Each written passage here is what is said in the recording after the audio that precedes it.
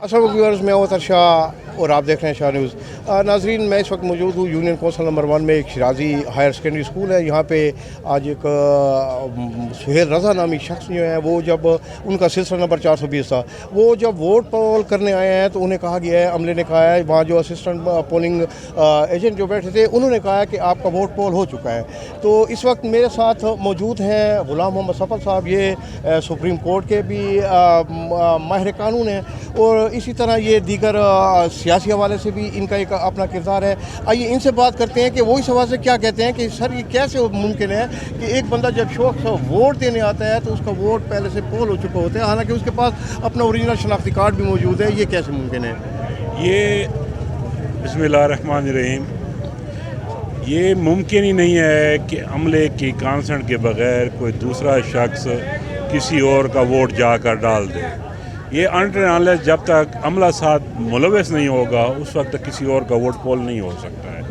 और यहाँ पर वक्तन फ़वक्तन ये शिकायत आ रही हैं कि लोगों की, सिर्फ कमर शाह साहब का नहीं है और बहुत सारे लोगों के साथ भी यहाँ पर गवर्नमेंट गर्ल्स स्कूल नंबर 1 में जो अमला बैठा है उनके मुतल्लिक़ कंप्लेंट आ रही हैं। लोग अपनी ग्रीवेंसेस बयान कर रहे हैं कि हम आ रहे हैं वोट डालने के लिए, तो हमारे वोट को कहते हैं जी आपका वोट पहले से कास्ट हो चुका है।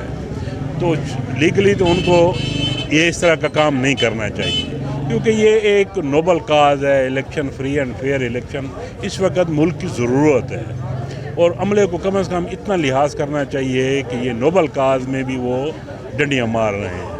तो उसको चाहिए कि जिस मुतासर अशखास हैं उनको चाहिए कि वो एप्लीकेशन मूव करें RO को, अपनी शिकायत दर्ज कराएँ और उसके बाद वो इन सारी चीज़ों को लेकर इलेक्शन कमीशन को भिजवाएँ।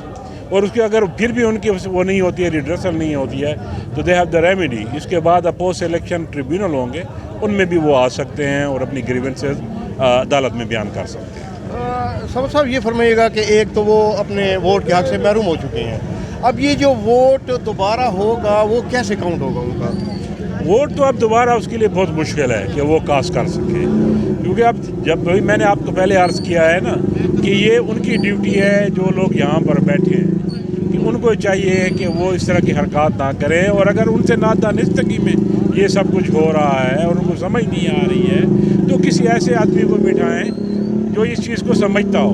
लेकिन बदकिस्मती है, एक तो अमले की इनके पास या तो कमी है या डेलिबरेटली इस तरह के लोगों को बिठाया गया है, तो ये उस बंदे के लोगों के साथ बहुत ज़्यादती हो रही है।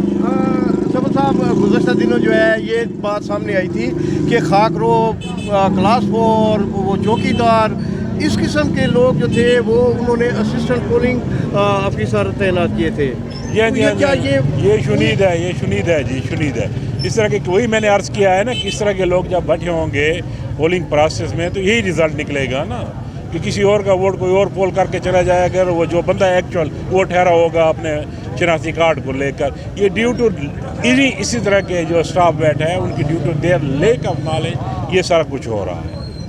शुक्रिया सफ़र साहब। जैसा कि नाज़रीन आपने सुना कि एक शख्स जो है वो अपने वोट के हक़ से भी महरूम हो चुके हैं, तो ये फ्री एंड फेयर इलेक्शन जहाँ से कहा जा रहा है तो इसको फ्री एंड फेयर इलेक्शन दिखाने के लिए, समझाने के लिए अमली इक़दामात भी होने चाहिए। अपने मेज़बान अतर शाह को दीजिए इजाज़त। देखते रहिए शाह न्यूज़। अल्लाह हाफ़िज़।